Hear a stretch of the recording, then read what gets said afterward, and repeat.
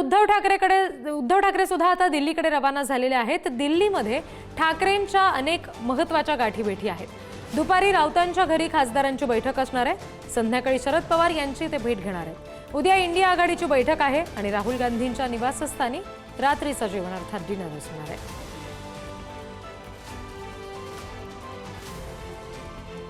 आपण सध्या ही दृश्य बघतोय। एकनाथ शिंदे हे शहांना भेटण्यासाठी निघालेले आहेत। तिथली थेट दृश्य हे दृश्य आपण पाहू शकतात की या ठिकाणी एकनाथ शिंदे हे आता गाडीत बसलेले आहेत। या ठिकाणी संसद भवनातील केंद्रीय गृहमंत्री अमित शाह यांच्या कार्यालयामध्ये ते जातील आणि त्या ठिकाणी ते भेट घेतील।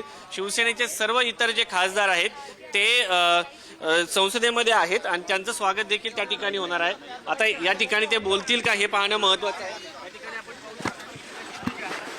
केंद्रीय गृहमंत्री अमित शाह यांच्या भेटीला आणि थोड्याच वेळात ते जर आपण पाहिलं तर कशा पद्धतीने ते काही आपण बघू शकतो की या ठिकाणी आपण पाहू शकतो की एकनाथ शिंदे हे या ठिकाणी जे आहेत अमित शाह यांच्या भेटीसाठी गेलेले आहेत आणि 4 वाजता साधारणपणे जी माहिती मिळते त्यानुसार ते पंतप्रधान नरेंद्र मोदी यांची भेट घेणार असल्याची माहिती मिळत आहे।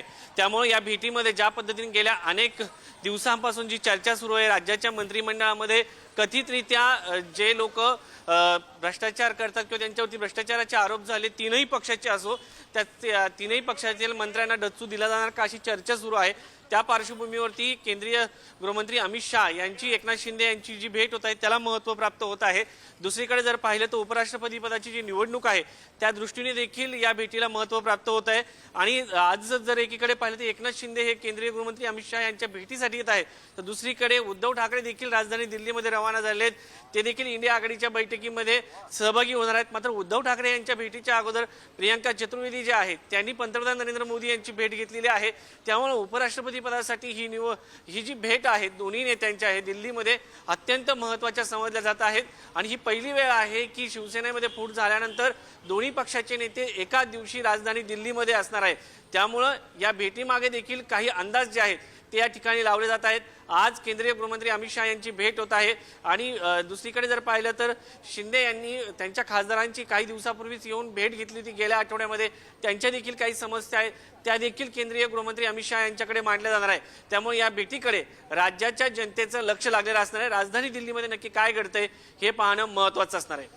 अगदी शिवाजी, जसं तुम्ही म्हणताय की आता विविध अंगाने या भेटीकडे बघता येईल, पण तुम्ही एक मुद्दा उपस्थित केलात की फूट झाल्यानंतर पहिल्यांदाच उद्धव ठाकरे एकनाथ शिंदे दोघेही एकाच वेळी दिल्लीत आहेत। या दृष्टीनं आजच्या या दिल्लीवारीकडे एकनाथ शिंदेंच्या आणि उद्धव ठाकरेंच्या किंवा आदित्य ठाकरेंच्या सुद्धा कसं बघता येईल? अगदीच, कारण हे उद्धव ठाकरेंचा जो दौरा होता त्या दौऱ्याच्या अगोदर आपण पाहिलं तर प्रियंका चतुर्वेदी ह्या ज्या उद्धव ठाकरे यांच्या गटाच्या खासदार आहेत अलीकडच्या काळामध्ये पंतप्रधान नरेंद्र मोदी यांची भेट घेणाऱ्या त्या महत्त्वाच्या खासदार म्हणून पाहिले जातात। कारण युबीटीची जेव्हापासून फूट झाली तेव्हापासून फार आपल्याला पंतप्रधान नरेंद्र मोदी यांच्याशी भेट होताना पाहायला मिळाले नव्हते किंवा अमित शाह यांच्याशी भेट होताना युबीटीचे खासदार पाहायला मिळाले नव्हते। मात्र अलीकडे जेव्हा शिवसेनेचे नेते उद्धव ठाकरे स्वतः दिल्लीत येत आहेत आणि त्याच दरम्यान प्रियंका चतुर्वेदी यांची भेट होते आणि त्याचे फोटोही बाहेर येतात, त्या भेटीमागे नक्की काय कारण होतं हे पाहणं महत्त्वाचं आहे। दुसरीकडे उद्धव ठाकरे हे मराठी मुद्द्यावरती अलीकडच्या काळात आक्रमक भूमिका घेताना पाहायला मिळतात राज ठाकरे यांच्याबरोबर। आणि उपराष्ट्रपती पदाचा जर उमेदवार मराठी असेल तर शरद पवार असो किंवा उद्धव ठाकरे असो कदाचित एनडीएच्या पक्षाच्या उमेदवाराला पाठिंबा देऊ शकतात, हा एक मुद्दा आहे। किंवा जर हिंदुत्ववादी नेत्याला या ठिकाणी उपराष्ट्रपती पदाचा उमेदवार केला तर उद्धव ठाकरे हिंदुत्वाच्या मुद्द्यावरती उपराष्ट्रपती पदाच्या एनडीएच्या उमेदवाराला पाठिंबा देऊ शकतात।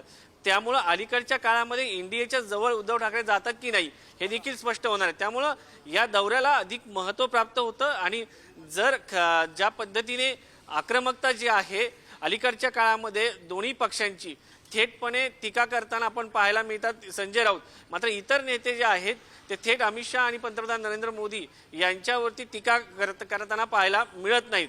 कारण आपण इतर नेत्यांचे देखील भाषणं पाहिले होते की सुप्रिया सुळेंचं भाषण असो त्यांनी थेट अमित शाह आणि पंतप्रधान नरेंद्र मोदी यांचं नाव न घेता कर्नाटकचे खासदार तेजस्वी सूर्या यांच्यावरती निशाणा साधला होता। कारण ते देखील ऑपरेशन सिंदूरच्या डेलिगेशन होतं त्यांचा समावेश होता। प्रियंका चतुर्वेदी ज्या पंतप्रधान नरेंद्र मोदी यांची भेट घेतली त्यांचा देखील डेलिगेशनमध्ये समावेश होता।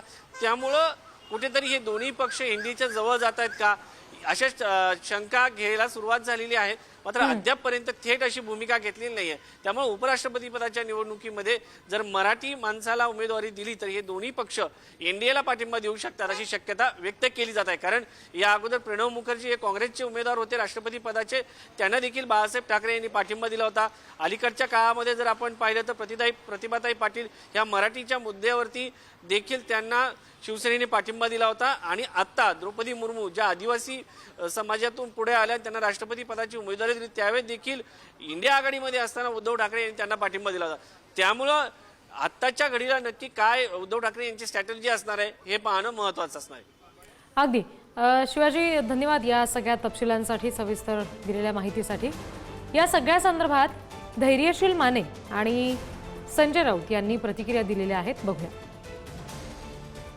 विविध विषयांवर महाराष्ट्रातल्या सखोल चर्चा त्या ठिकाणी झाली आणि आम्ही विनंती केली होती साहेबांना की आपण परत एकदा दिल्लीला अधिवेशन सुरू असताना यावं आणि सन्मान्य पंतप्रधान असतील, सन्मान्य गृहमंत्री असतील यांच्या समवेत आणि राज्यातले देशातले विविध ज्या ठिकाणी कॅबिनेट मंत्री ज्यांच्यापाशी आमच्या मतदारसंघातले किंबहुना महाराष्ट्रातले मोठे विषय पेंडिंग आहेत त्याच्यासाठी आपण दिल्लीला परत एकदा यावं. त्याच अनुषंगिक आज एक फॉर्मल व्हिजिट सुद्धा आहे कौटुंबिक, आणि त्याचबरोबर आमचे जे प्रश्न महाराष्ट्राचे आहेत ते सन्माननीय मंत्रिमंडळातल्या प्रमुख नेत्यांच्या समोर आदरणीय साहेबांसमवेत मांडावेत यासाठी खासदारांच्या समवेत साहेब त्या ठिकाणी येतात. एकनाथ शिंदे यांचे पक्षप्रमुख किंवा त्यांचे पक्षाचे हेड अमित शहा आणि त्यांच्या पक्षदर्शक नरेंद्र मोदी हे दिल्लीमध्ये बसल्यामुळे राज्याच्या दोन्ही उपमुख्यमंत्र्यांना, खास करून काय ते शिंदे सेनेला त्यांच्या प्रमुखांना इथे येऊन बसावंच लागेल. त्यात नवीन काय, त्यांच्या पक्षाचं मुख्यालय दिल्लीमध्ये, म्हणून शिंदे जर आले असतील तर तो माननीय उद्धव ठाकरे यांच्या दौऱ्याशी योगायोग वगैरे समजण्याचं कारण नाही, त्यांना दिल्लीतच थांबावं लागतं ना. उद्धव ठाकरे हे मुंबईतून इथे 2 दिवसासाठी 3 दिवसासाठी येत आहेत. राहुल गांधींबरोबर त्यांची बैठक आहे, इंडिया आघाडीची बैठक आहे, महत्त्वाच्या विषयावर चर्चा होईल. आज संध्याकाळी इथे शिवसेनेच्या खासदारांची महत्त्वाची बैठक होईल. त्यानंतर कदाचित आज ते माननीय शरद पवार साहेबांनाही भेटण्याची शक्यता आहे संध्याकाळनंतर. अशा बैठका त्यांच्या ठरलेल्या आहेत.